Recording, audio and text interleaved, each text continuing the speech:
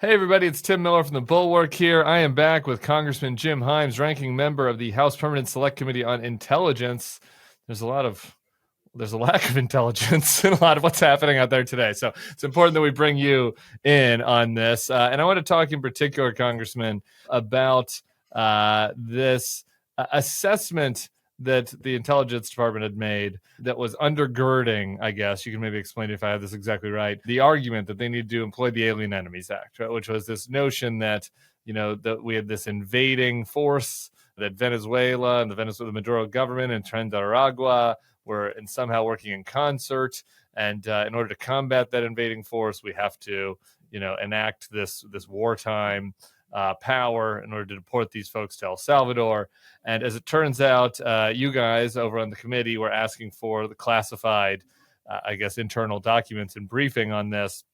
And it showed that, actually, that's not exactly the case. So that's my Reader's Digest summary. You give us a little more detail. Not exactly the case, right? What the president, the administration, and the director of national intelligence were saying, which is that Nicaragua is operating as a proxy of the Venezuelan government, is the exact opposite of what the intelligence community, which purportedly the director of national intelligence runs, was actually saying, right? And it's deadly serious stuff, Tim, right? Because, hey, we're a country that takes liberty and freedom seriously. And at the core of that is that the government doesn't get to take your stuff or take you or, whatever, without due process. And that's true of everybody in our country. And there are these very, very narrow exceptions, including the bizarre Alien Enemies Act of 1798, which says that in this very limited circumstance, if there's a state of war, or if there, in wonderful sort of 18th century language, if there is a predatory incursion,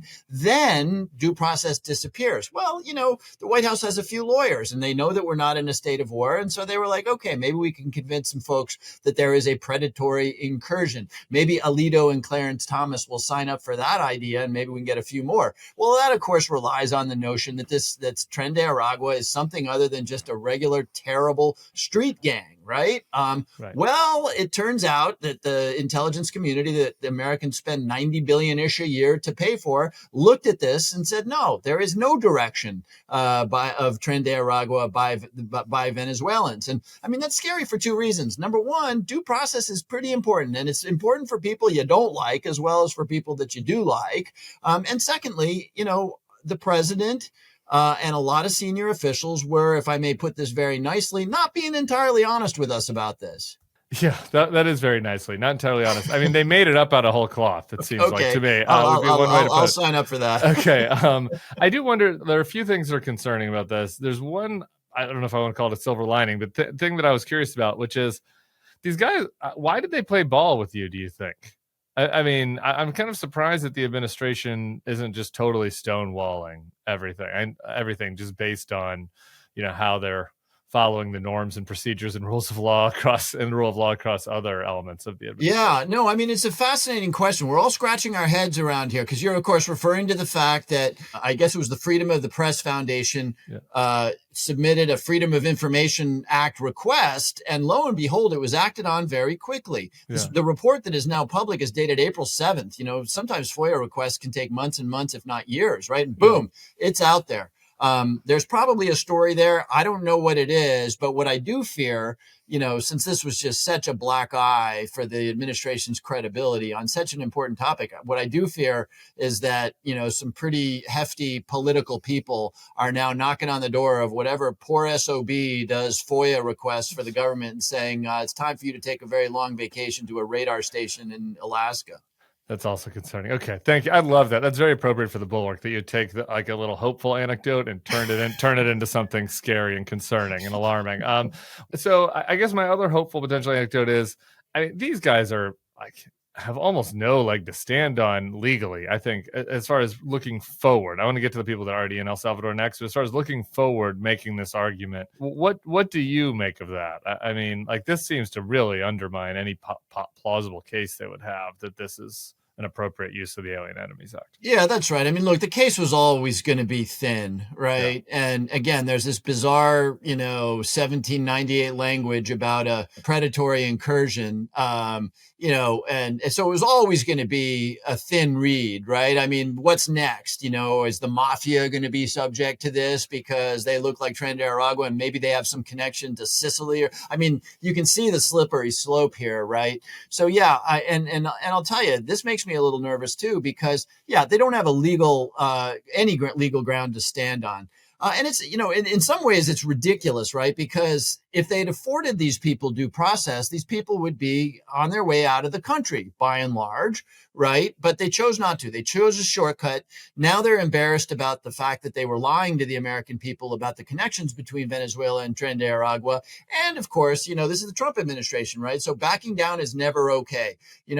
Tulsi Gabbard is still out there saying this is a case of, a media outlet manipulating a report. You can read the darn report and it contradicts what she says, right? And so, it makes me nervous because at some point the courts are going to rule you guys had no basis to do this, so you need to get these people back. And, Stephen Miller is going to be whispering in the president's ear, just don't do it. Just don't do it. And now you've got the prospect of a president ignoring the Supreme Court. And that is a very, very ugly place for this country to be. Yeah, it's alarming. What about the folks that, have now that are in Socotra in El Salvador because of these actions? Those the 3 planes or whatever that have been there now, and at least several cases where it seems like these folks are not even Tren de Aragua, even if they were doing a predatory incursion, like the makeup artist, the guy with the autism awareness tattoo, the Uber driver in Michigan that accidentally drove across to Canada, and there's the family that went to Colombia first, came here the right way.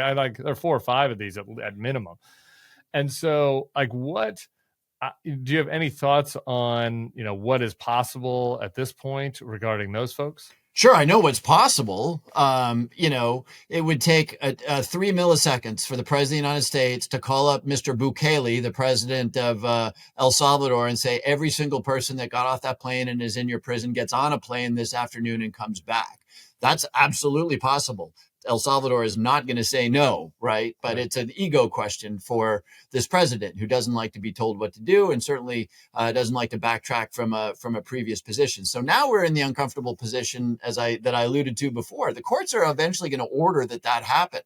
Yeah. And, the MAGA folks are going to say, yeah, but these are illegal, undocumented, illegal aliens. A lot of them are gang members. Yeah. Fine. That may be true, in which case we want them the hell out of the country or in a United States prison, right? I mean, they never needed to be sent to El Salvador. They could have been sent to their home countries. They could have been imprisoned here in the United States. But the point is that's irrelevant who they are. Bad people are entitled to due process in this country too. And the whole reason for that is that, everybody is entitled to it. And we don't know if somebody's bad until they've been through due process. Yeah. And it feels like now we're moving out of the intelligence space into kind of the PR and like the politics of all this, but it already feels like the attention is starting to wane, right? And there's so much crazy stuff happening in the world. Trump's doing so much crazy stuff. What do you feel as an elected official that it's going to be incumbent upon you guys, the Democrats, to use the power you have in the minority to continue to advocate on this? Or is this these guys are boned till 2029? What do you think? Yeah, look, I mean, rule of law is not something that should be, judged against whether the American people are focused or not on it. The fact is that it's important all the time. Yeah. And we're going to keep raising hell. But, gosh, I'd love to imagine that maybe some of my Republican colleagues might also say, hey, rule of law is important. Do we really want a precedent set where a president can just decide to arbitrarily restrict due process? I mean, I chuckle with my Republican opponents, when President Bernie Sanders is in office, are you guys going to love the fact that you created an imperial powers for the guy? Yeah. So I'd love to believe that maybe they would help, but I'm not holding my breath on it. Do you ever get any serious replies to that question? So it is a real question. I mean, I've got a couple of people I'd like to send to El Salvador. If Jim Himes is ever president again, I might have a few folks I could recommend. You could run yourself and just let it happen. Look, there's a list of 300 questions that none of my Republican colleagues want to answer, right? That's one of them. Tariffs is another one. Medicaid is another one, because, right now they know that to get up in the president's face is to probably bring around the end of their political career. And that, I'm a big believer that there's some things that you ought to be willing to sacrifice your political career about, including maybe the rule of law. But unfortunately, way too many of my Republican colleagues don't feel the same way. All right, last thing on a separate topic. We had some news yesterday that we had yet another Super Hornet fighter jet on the Harry S. Truman aircraft get lost into the Red Sea. It's still called the Red Sea so far. We're renaming a lot of seas. We're not doing well for bringing prices down, but we're renaming a lot of bodies of water. So I don't know, with the Red Sea, we might update that to something else. I don't know, the MAGA Red Sea, the Red Hat Sea, maybe. We've lost, is it two jets we've lost in the sea there? Do you have any intel on what the hell is happening? Is the Secretary of Defense on this at all? I don't have a good answer for you on that. I'll sort of reserve judgment. Okay. I want to give our troops in the field a lot of latitude on how they operate, especially when they're engaged in hostilities as they are. But yeah, this does raise some questions, right? And again, I don't want to speculate too much, but I think of the United States Navy as being incredibly, incredibly competent, and to lose two very, very expensive fighters in a fairly short period of time does raise some questions. Yeah, two jets, putting an Atlantic journalist on a text chat. We're firing random people. Not a lot of W's on the board for Secretary Hegseth so far. Several staffers writing op-eds about how he's terrible. Not a great resume so far. I just, amongst many other things, I wish he would. He seems to delight mainly in trolling on social media, and in a healthy society, the Secretary of Defense doesn't have a spare millisecond to troll people on social media. And by the way, no desire to do so either, because they're conscious of the fact that they have to be serious people to do the jobs that they have. Congressman Jim Himes, thanks for keeping us posted on everything going on in Intel world. I'm sure we'll be talking again soon. Thanks a lot. Take care. All right, subscribe to the feed, everybody. We'll be back soon.